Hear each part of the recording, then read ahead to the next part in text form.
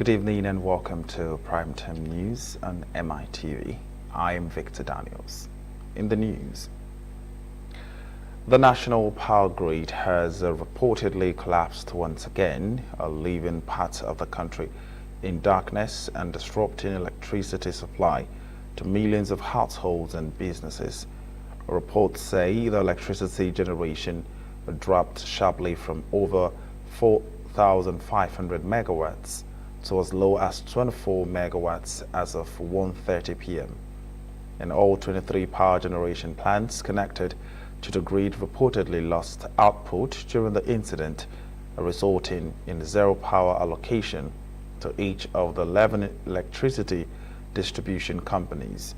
The cause of the collapse could not be immediately determined, and officials of the Transmission Company of Nigeria had yet to issue a detailed statement at the time of filing this report.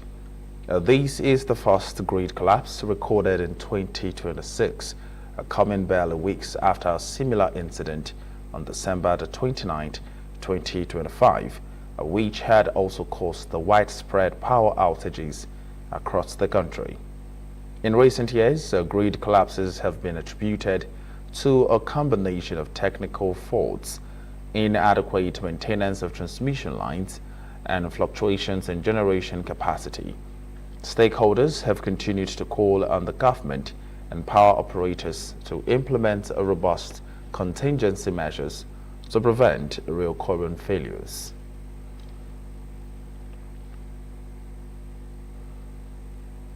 The federal government has implored employers in both the public and private sector to embrace occupational health and safety as a shared responsibility and a critical driver of high productivity among workers. The Minister of Labour and Employment, Gary Dingyadi, made the call in a keynote address at the 2025 Safe Workplace Intervention Project, which kicked off in Lagos, describing the sweep as a collaborative occupational health and safety initiative aimed at improving workplace safety nationwide through the structured audits, stakeholders engagement, and recognition. The minister commended the Nigerian Employees Consultative Association (NECA) and the Nigerian Social Insurance Trust Fund for sustaining the sweep initiative, noting that it represents an effective model of collaboration between government and the private sector. In his remarks, the Director General of NECA, Adewale Smart Oyerinde, said the workplace safety should be treated as a fundamental issue and a core responsibility of employers. He stressed that while organizations pursue a maximum or optimum profit, the safety and well-being of employees must remain a top priority, describing the workplace safety as a life and death matter often treated with dangerous nonchalance by both employers and employees despite its far-reaching consequences. Delivering the presentation titled Employees Compensation Act 2010, The Journey So Far, the Executive Director, Operations of NSITF, Mujishola Ali Macaulay, explained that Section 3 of the Act makes provisions for occupational safety and health as part of the NSITF's mandate. She disclosed that the Employees Compensation Scheme currently covers just under 200,000 organizations, translating to about 8 million employees nationwide. And also speaking, the Managing Director of NSITF, Barrister Oluwaseun Falai, urged the employers to be intentional about complying with workplace safety and health regulations, noting that the future is shaped by today's choices. What is most important is safety of work in all our workplaces, and to ensure that while doing that, productivity is also not compromised. I want to thank each and every member who has made presentations here, and to say that you have done very well and you are contributing greatly to the success of what we are doing as a government and to the success of what the National Assembly is going to do. NECA, I believe by now, they must have been convinced that this administration is a listening administration, because they never thought that this kind of avenues will be provided for everybody to say his mind. So also the Labour, NLC, Mr. President, he also wrote so many letters to my office, to Mr. President's office, to the Speaker, to the Senate President. Compliance, as the MD said, is no more an option for employers, especially those employers that are aligned with NECA's values. Compliance is no more an option. Compliance has become a fundamental part of doing business. In fact, the way we rate competitiveness, we have to rate compliance in the same light, because OSH, as it were, is at the heart of human life in the workplace. And 2 months ago in November, just to demonstrate that NECA's advocacy is not one-sided. It's not just one-sided on profit maximization or optimization. NECA won an award given by the Presidential Enabling Business Council in Abuja, and was presented by the Vice President. And the award, it says, in honor of your steadfast commitment and collaboration that has strengthened Nigeria's business environment and advanced the reform agenda, the Renew Hope agenda. That means our advocacy is not just tailored towards profit maximization, but our advocacy is encompassing, focusing on Nigeria's development, as it were, and the general development of the African continent. So that every worker deserves safety and to be taken care of. Every worker of the Nigerian employment should also go to work safely and return home safely. So today marks another milestone in the history of NSITF, and it's in collaboration with NECA and also with the Federal Ministry of Labour and Employment. We're trying to reward companies. We're giving out ambulances, and we're also giving out protective gadgets so that they can give to their workers when they get to their company. This is also to spur other companies that are non-compliant with safety standards to also be encouraged to also come on board and embrace safety standards in their workplaces.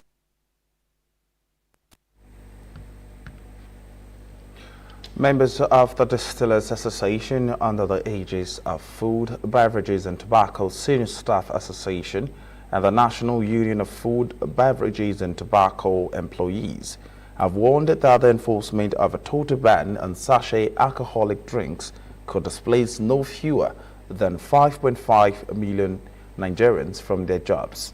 The unions, affiliate of the Trade Union Congress TUC and the Nigerian Labour Congress NLC, raised the alarm on Friday when they besieged the Lagos office of the National Agency for Food and Drug Administration and Control, NAFDAC, to protest the directive halting the production and distribution of their products.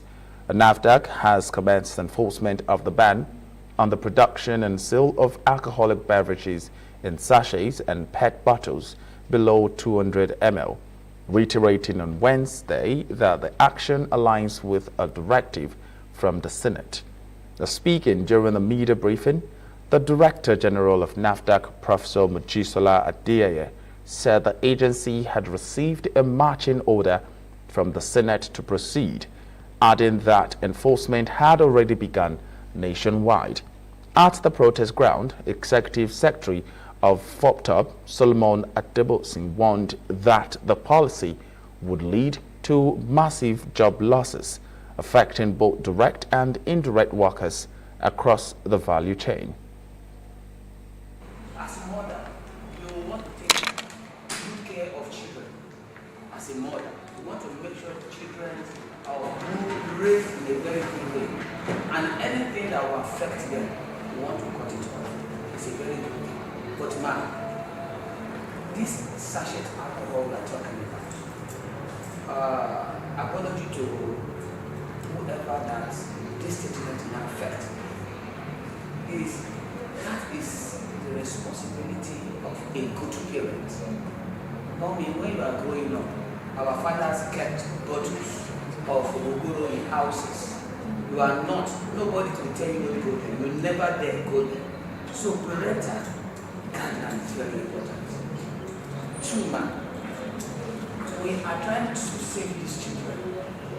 But in another way, if this policy is not well managed, more children will eventually die. Why? When over 5 million jobs is lost, parents will not have the capacity to take care of them. They will become drug out. Eventually, they become drug addicts, which of course is one of the menace in the society. Now, today, the problem facing our children is not even alcohol. It's drugs that we all know. Drugs. Dangerous drugs.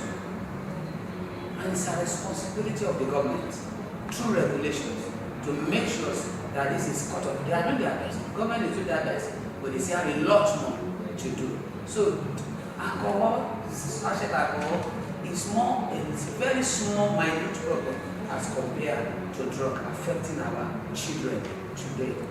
Another thing is, we are also interested in this control of access, so that it is those who are trying to make it available to whom they should not make it available to face. You know, we have the same thing on we have the same thing on what do you call it? Cigarette packs.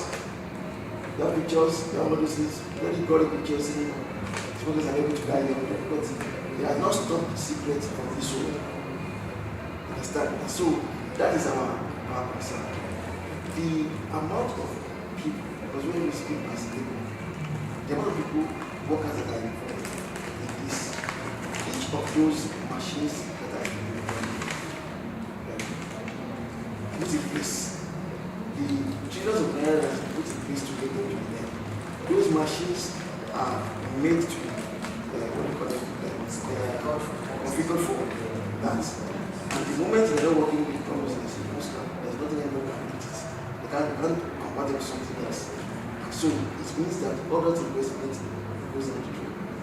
We are also very concerned that most of, if not all, those the companies are indigenous. We want a situation where we are also going to the government is seen as promoting business by indigenous Nigerians. When we see that it seems like it is focused on them, then it also gives us concern. Because we will say that we are representing workers, and the workers that we are representing are not just they are not just in the distillery sector. So we see all these things, and so we are concerned that if we stop these machines from working, all those who are being trained working on them are not likely to be out, which will be safe out of job.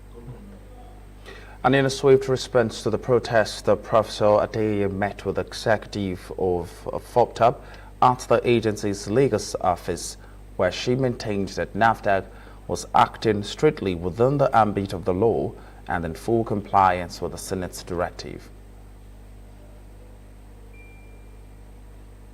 2024, sorry, the minister called me that we should give a moratorium of 1 year. Because what the committee in the House said is, it's just temporary. It's just temporary. The suspension they said we should do at the beginning. So when the minister said we should give 1 year moratorium, I said, okay. 1 year moratorium finished December last year. And the Senate called me that they are ordering NAFDAC to resume enforcement because the dangers are in our own families. Yes, we don't have children. So it's not something somebody will say, oh, maybe. No. I have a niece who retired in Lagos as principal. who said that sometimes a child may consume like 5 of those packs by the end of the day. We are sowing seed for destruction of a country. If our own children start drinking alcohol at the age of 10, 12, 11,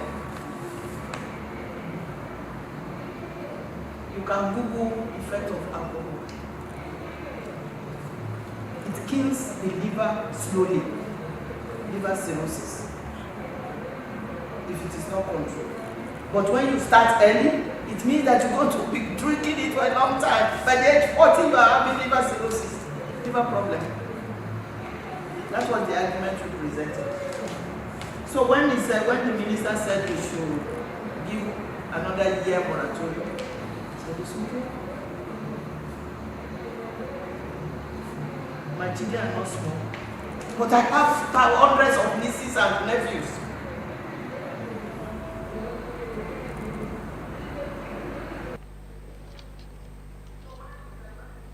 The Chief Executive Officer, CFG Advisory, Tiliwa Adebajo, said Nigerians' ambition of achieving a $1 trillion economy by 2030 is unrealistic without a far-reaching structural reforms aimed at boosting productivity, expanding purchasing power, and restoring fiscal sustainability. Adebajo made the disclosure at the monthly forum of the Finance Correspondents Association of Nigeria, FICAN, in Lagos, where he unveiled the CFG's Advisory 2026 Economic Forecast titled The Urgency of Now, Reforms Lead to Productivity-Led Growth. And while acknowledging the Central Bank of Nigeria's CBN push towards a $1 trillion economy through initiatives such as banking sector recapitalization, the renowned economist described the target as largely aspirational under current economic conditions. He noted that Nigeria's economy would need to grow at least 5 times its current rate on a sustained basis to realistically attain the $1 trillion milestone. He said Nigeria has the potential to become a $2 trillion or even $3 trillion economy, but only if it breaks free from its long-standing cycle of policy inconsistency, microeconomic instability, and weak capital investment. Adebajo further observed the excessive fiscal spending, persistent budget deficits, and the limited impact of social intervention programs that have deepened frustration among households and businesses. He warned that reform fatigue is setting in, stressing that reforms alone cannot lift the economy out of stagnation without a coordinated growth strategy that aligns fiscal, monetary, trade, and industrial policies. Everybody is working efficiently in silos. So who in the presidency or who has the president put in charge of making the coordination between fiscal policy, monetary policy, and all those things? That is what is missing for me in this system. And you give the nail on the head. That okay, who is going to do it? While you speak to everybody on silos, they're doing a good job on that. What is missing is the coordination. And that has to come from the presidency. And that for me is what I feel is lacking. So that you have that deliberate direction. You are coordinating all these things. And that's why I said the coordination of monetary policy, fiscal policy, industrial policy, trade, and investment policy. That is a critical aspect of moving Nigeria forward. And we cannot run away from that.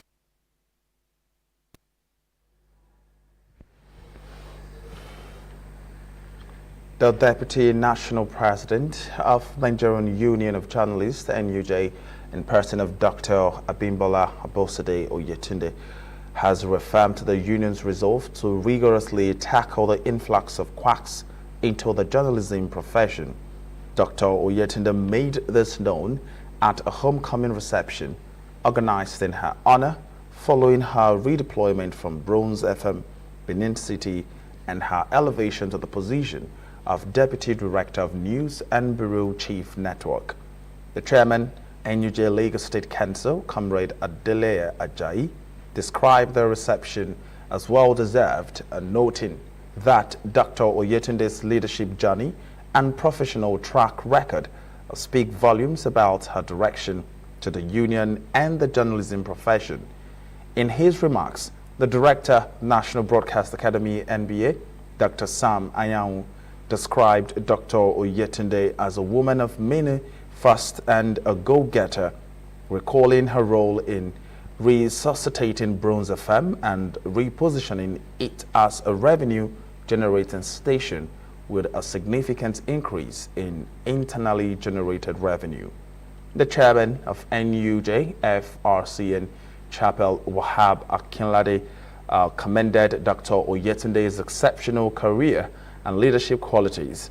He noted that her return to Lagos in a new capacity is not only a personal milestone, but a collective achievement reflecting years of dedication, professionalism, and unwavering commitment to ethical journalism and unionism.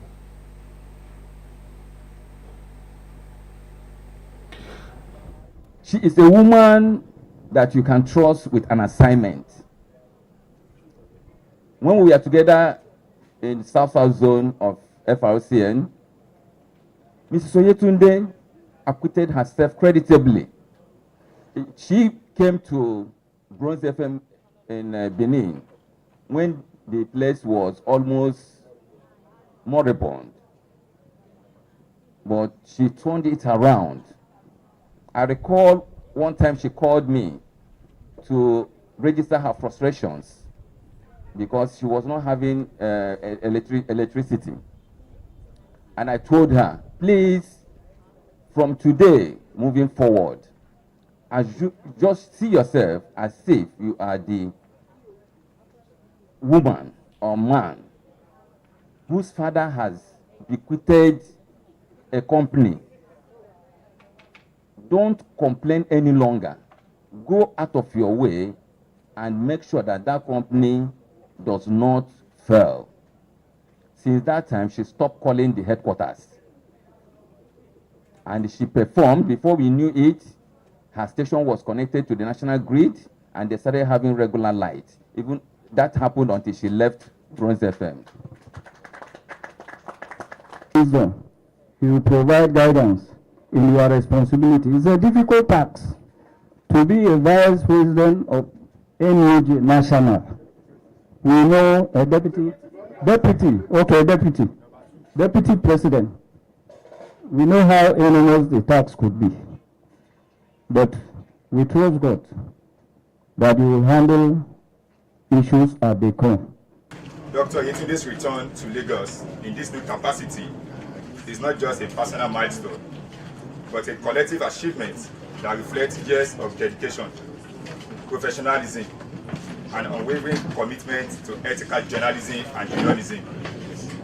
As the first female deputy national president of the NUJ, Dr. Yetunde has continued to break barriers, inspire excellence, and champion the rights and welfare of journalists, particularly women in the media. A remarkable journey from her impactful leadership at Bronze FM in Benin City to her strategic role at the FRCN network stand as a testament to what perseverance, competence, and integrity can achieve. It is for everybody to see the truth. When something is false, you easily know. But we are against false news. We have been preaching against false publications of stories. And I think the best thing for a journalist is to cross-check his facts, to verify his facts before he goes to the press. That's what we are only telling our members, to verify their facts before going to the press, to avoid being litigations. I would encourage training and retraining of our members, and in order to be abreast of digital journalism now, digital media, AI, and co. And also to combat fake news, because all over the social media, you see fake news. There are bloggers, they call themselves journalists and they are not. And some also call themselves citizen journalists, which they are not. So we, the real professionals, we need to, embark on training and retraining of our members, And that's what I will encourage Lagos Council, which I will also help, in sourcing for this training for our members.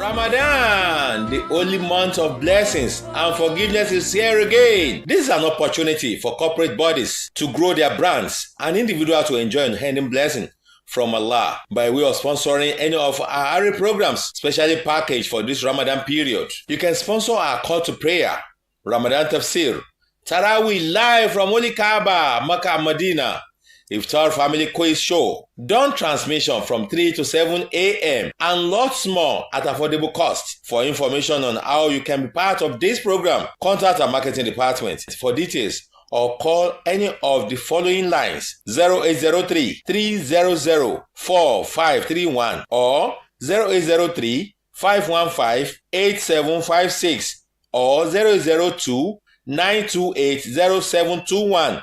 Ramadan Mubarak. We're kicking your year off in all her glory with more, because we've got you. You know that I got it. I get it. We got kicks, we got scores, we got action, we got roars. It's my specialty. We got drama, we got fun. Crazy. We got more for everyone. Bingo.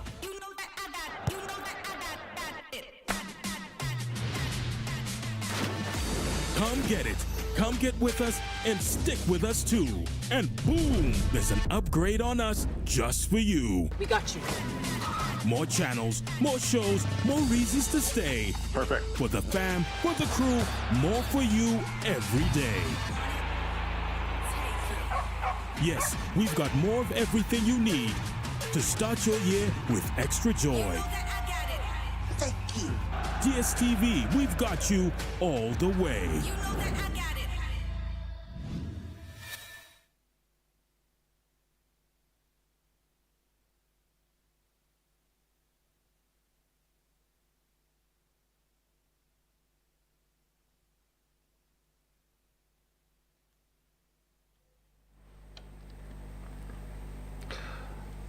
Welcome back. Your State Governor Sheyi Makinde has pledged that his administration would tackle the currently entrenched behaviors affecting the environment and waste management in the state for the benefit of the people.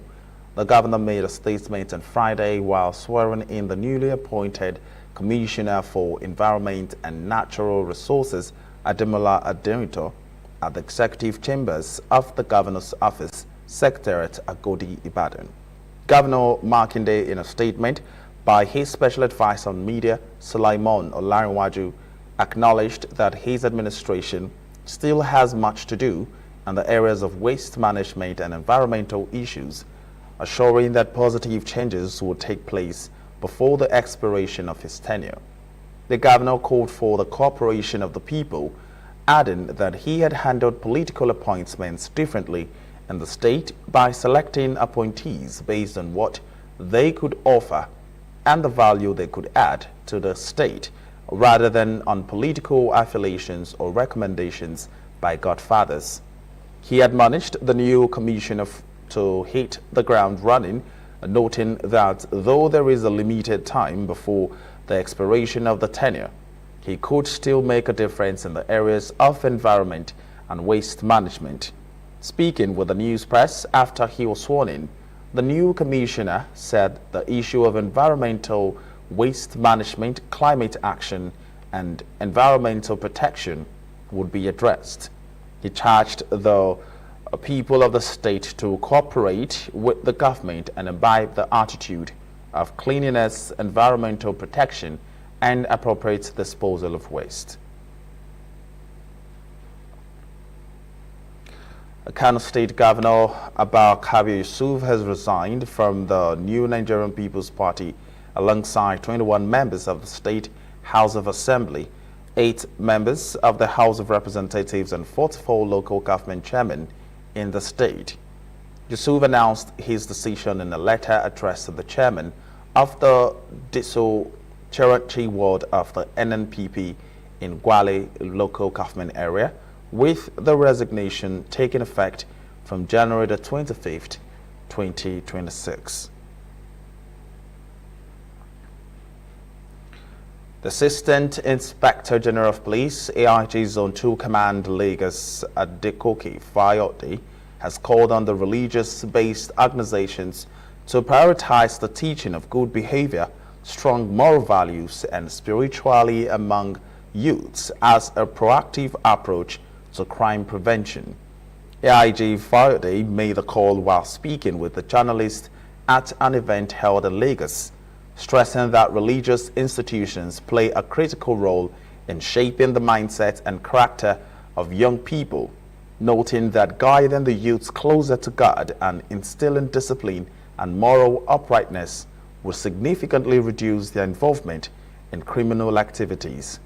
He stressed that many social vices among youths can be traced to lack of proper moral upbringing and positive guidance, emphasizing that when religious organizations focus on character building, mentorship, and spiritual development, they help create responsible and law-abiding citizens. The Zone 2 police boss commended the religious-based organizations for their immense contributions to society, acknowledging that many of them have played a huge role in moving the youths away from the crime through counseling, moral teachings, empowerment programs, and community engagement initiatives, describing their efforts as a valuable support to the Nigerian police force in maintaining peace and security. Faith-based organization has been playing a very leading role, moving youth out of crime, providing avenue for them to express their views, their mind, getting them closer to God. When you get closer to God, you have the fear of God. You have the fear of God takes you away from crime, because before you partake in criminal activities, you look at is this thing good in the eyes of God? Is it fair for me to do this? So it goes a very long way in helping to reduce crime, in helping to build communities.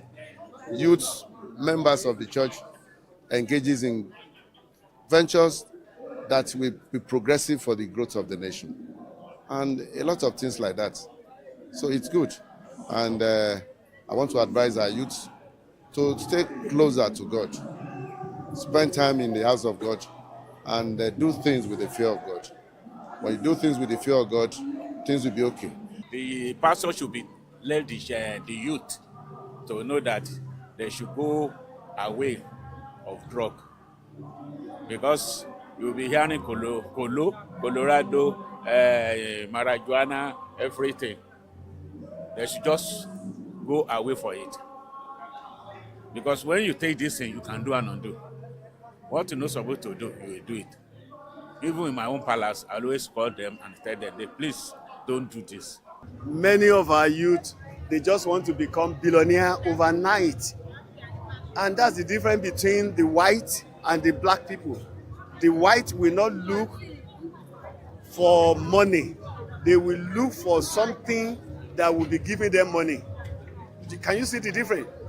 Something that will be giving them money. And that's why Africa, we are still depending on them. Look at, they are the one, the car that you people are prouding to ride on is made by them. The electricity, everything. All these things were made by them. You know, and these things are generating, giving them money. So Africa, all our youth, don't look for money. Look for something that will be giving you money. The Igbaro Teshade royal family of Okwado village, a Chilsa local government area of Lagos State, has issued a Save Our Soul appeal to Governor Babachide Sanwo-Olu, urging him to urgently intervene and protect the community from alleged activities of land grabbers. The family made the appeal during a peaceful protest against what they describe as conspiracy, harassment, land grabbing, trespass, malicious destruction of property, and threats to life allegedly carried out by the Urban Housing Cooperative Society. They stated that they are the beneficial owners of a vast expanse of land located at Okado village along the Lekki-Egbe Express in Etilsa local government area. And according to the family, a portion of the disputed land was duly released to the Okado community and the Thrift Society, an organization predominantly owned by members of the Igbaro Oteshade royal family, through a formal allocation by the Lagos State government. Speaking on behalf of the protesters, the Bale of Okwado Chief Najim Akumbiade said that despite the matter being before a court of competent jurisdiction with a valid and subsistent order directing all parties to maintain the status quo, the alleged land grabbers had continued to violate the court order.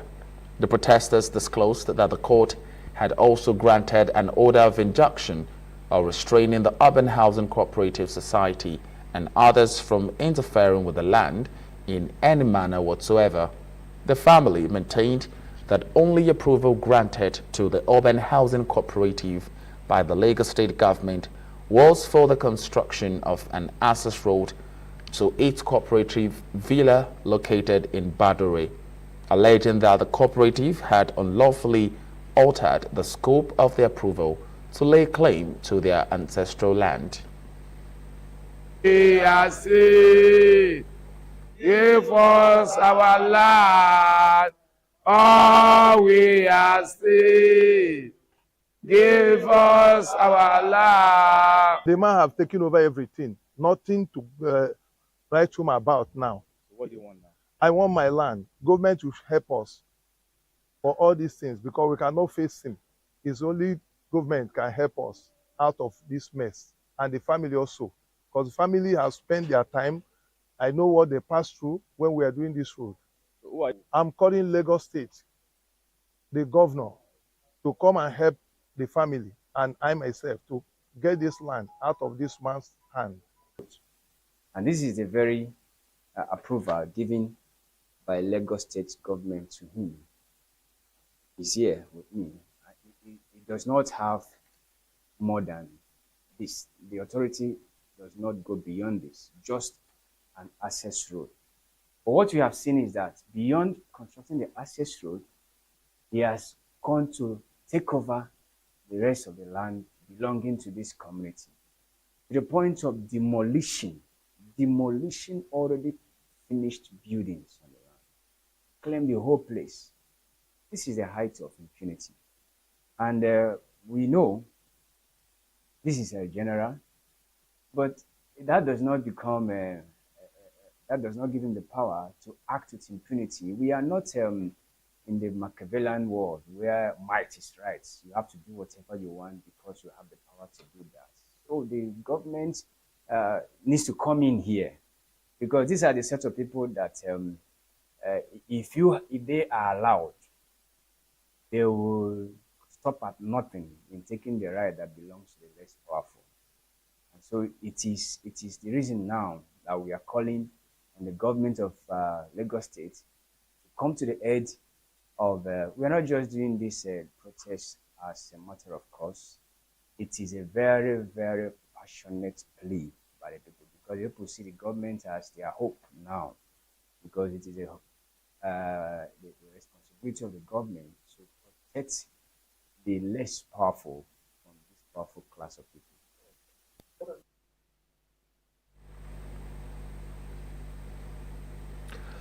The Human Rights Monitoring Agenda has called on the Lagos State government to urgently intervene in what it's described as violent land grabbing and abuse of traditional authority in Ikotun, Lagos State.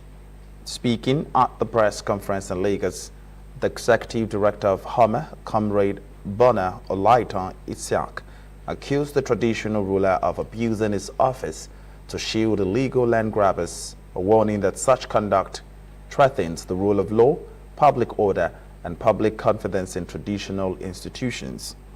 He noted that the family has been forcibly dispossessed of its land and the means of livelihood by suspected land grabbers allegedly acting under the instigation and supervision of the Unikotun of Ikotun.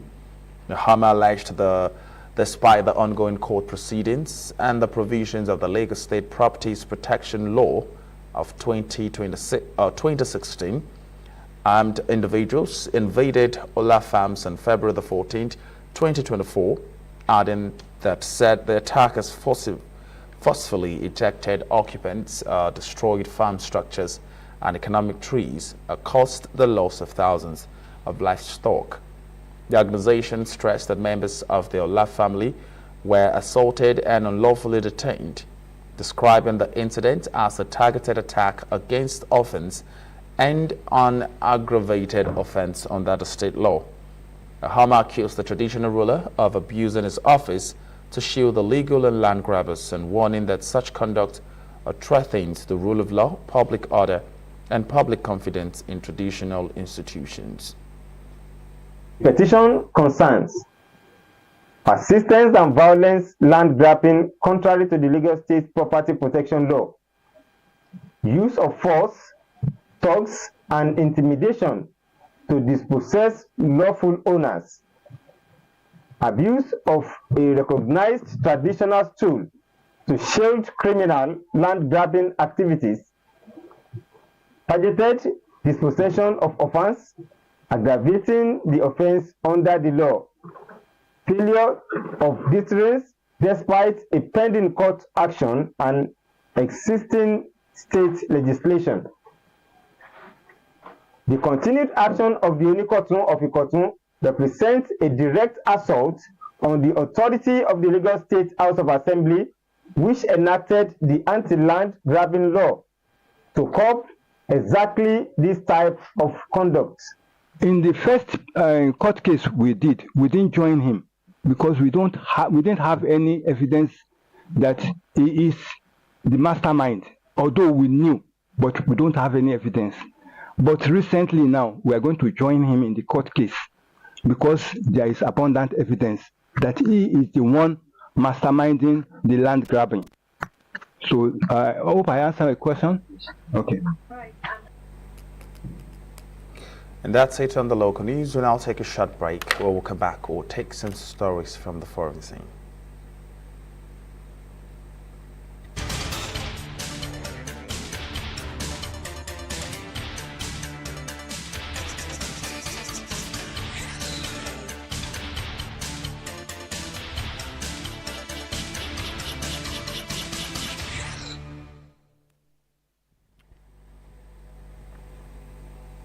Welcome back on the foreign scene. The United States President Donald Trump has drawn criticism from British politicians after claiming that NATO forces stayed away from the front line during the war in Afghanistan.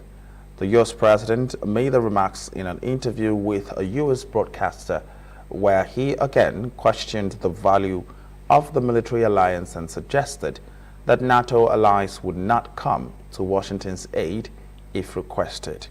Speaking on Thursday, Trump said the U.S. had never needed NATO and claimed allied forces remained a little off the front lines during the Afghanistan conflict. The comments prompted a backlash across the UK political spectrum, with critics pointing to the scale of NATO casualties during the 20-year war and raising questions about Trump's own military record. The United Kingdom lost 457 service personnel in Afghanistan. More than 150 Canadian soldiers were killed, along with 90 French soldiers. Denmark lost 44 soldiers, one of the highest per capita death rates and among NATO members, despite the country recently are facing continued pressure from Trump to sell its semi-autonomous territory of Greenland to the U.S. A former British town councillor has admitted to drugging and raping his ex-wife and over the course of more than a decade, alongside 5 other men also charged with sexual offences against her. Philip Young, age 49, who served on Sweden Borough Council in the south of England, pleaded guilty on Friday to 48 offences committed between 2010 and 2023 against ex-wife Joan Young, who prosecutors previously said had waived her legal rights to anonymity. And appealing at a Winchester Crown Court, the former Conservative Party local politicians pledged guilty to 11 counts of rape, 11 counts of administering substance with intent to stupefy to allow sexual activity, 7 counts of assault by penetration, and 4 counts of sexual assault. He also pleaded guilty to 14 counts, including 1 count which stated Young recorded his ex-wife on no fewer than 200 occasions on the charge of publishing obscene articles by publishing photos and images of her on no fewer than 500 occasions. And as the president of Ukraine, Russia, and the United States prepare to hold their first trilateral meeting to end Russia's war in Ukraine this weekend, and almost half of Ukraine is without electricity and heat in sub-zero temperatures, following repeated Russian drone strikes targeting energy infrastructure. The strikes appeared designed to break Ukraine's resistance at the negotiating table on territorial occasions to Russia, the one issue Ukraine and the U.S. said remained unresolved at the end of talks in Davos, Switzerland, between Ukraine's Volodymyr Zelensky and the U.S. President Donald Trump this week. Following those talks on Thursday, Zelensky said that security guarantees had been agreed and the next step would be the trilateral meeting starting today in Abu Dhabi and including Russia's Vladimir Putin. The Syrian government says it has taken over control of Al-Qatan prison, a facility in the northeastern city of Raqqa, housing a number of ISIS detainees, following the withdrawal of Kurdish-led SDF fighters under a ceasefire agreement. The Interior Ministry said in a statement on Telegram on Friday that officials from the Prisons and Correctional Facilities Administration had assumed control of the prison in the former SDF stronghold of Raqqa and had begun an examination of prisoners' condition and their records.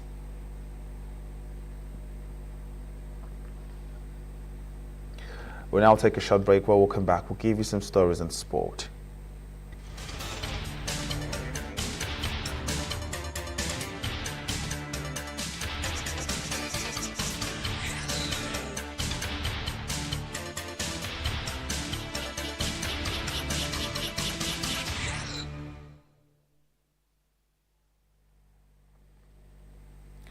Welcome back in sports. The Confederation of African Football, CAF, has taken a significant step in the ongoing investigation into the incidents that marred the Africa Cup of Nations AFCON final between Morocco and Senegal. CAF has confirmed the removal of Ousmane Kane, a Senegalese national and president of the CAF Disciplinary Committee, from all proceedings related to the case. The decision is understood to be amid at ensuring transparency, neutrality, and credibility in the disciplinary process, following concerns about a potential conflict of interest due to Kane's nationality. The AFCON final, which ended in controversy, was followed by crowd disturbances and reported acts of misconduct, prompting CAF to launch a formal investigation. Several individuals, including supporters, have already faced legal actions, while CAF continues to review official reports from match officials and security agencies.